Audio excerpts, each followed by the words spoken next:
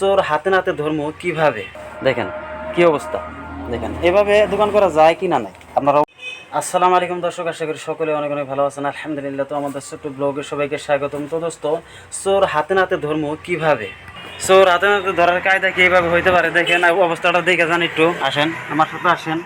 এই যে এটা হলো দোকান, এটা হলো দোকান, আর এটা হচ্ছে দোকানের থেকে মানে ব্যাক সাইডে হিন্দি জায়গা আছে, দেখেন এই হিন্দি জায়গা আছে ব্যাক সাইডে। তো অবস্থাটা আমি আপনাদের দেখাইতেছি। এখানে কিন্তু দুইটা ড্রাম দেখতে পাচ্ছেন, দুইটা ড্রাম এখানে আছে।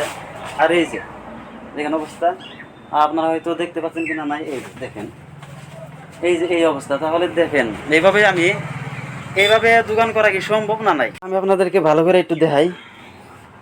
এই যে এনে একটা ডাম আছে, এনে একটা ডাম আছে, দুইটা ডাম আছে, আর এনে একটা পার্স আছে, মেশিনের পার্স আছে। এই সাইডে কিন্তু এই যে এটা গ্লারি, হ্যাঁ ব্যাক সাইডে এই যে মানে প্লাস্টিক দিয়ে দেওয়া হয়েছে, এটা গ্লারি, এটা হচ্ছে দোকানের ব্যাক সাইড। আর ওই সাইড হয়েছে দোকান।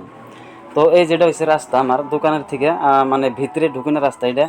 তো আমি ভিতরে বর্তমানে কিন্তু ভিতরে আছি, দেখেন দেখুন ঠিকই আছে, ঠিকই আছে। এই যে মেন হইলো এই যে এটা। দেখেন কি অবস্থা, দেখেন এভাবে দোকান করা যায় কি না নাই আপনারা অবশ্যই কমেন্টে জানান। দেখেন অবস্থা, দোকানের মাল যদি নিয়েও থাকে তাও কিন্তু আমি বুঝতে পারতেছি না। এখন হয়তো নেয় নাই কে, আমার মনে করে মাল নেয় নাই, কিন্তু এই অবস্থাটা করে থেকেছে। ওই যে একটা পাটের বস্তা আছে এনে দেখেছেন, আর এনে মাটি সাটি কিচ্ছু নাই, এটা কিন্তু ফাঁক করে হালাইছে টান দিয়ে। এনে একটা কাঠা চাল, এটার লগে ওই যে কাঠের জোন ওন থেকে কাঠা চাল, কাঠটা নিয়ে গেছে আমরা পড়ে গেছে আর কি। তো যাই হোক এই অবস্থায় দোকান করে খাওয়া কি সম্ভব না নাই আপনারা অবশ্যই কমেন্টে জানান। দেখেন এই অবস্থা, হয়তো চোরের এটা একটা রাস্তা করে থেকে গেছে, পরবর্তীতে আবার হয়তো আবো। দেখেন এটা কিন্তু আরামসে একজন মানুষ, দুইজন মানুষও কিন্তু এতে ঢোকা হবো। দেখেন একজন না দুইজনও ঢোকা হবো, আরামসে দুজন মানুষ ঢোকা হবো। আরামসে দাইয়ে কিন্তু আমার এই দোকানে মাল সাল নিয়ে কিন্তু সম্পূর্ণ মাল কিন্তু নিয়ে যাব আরামসে।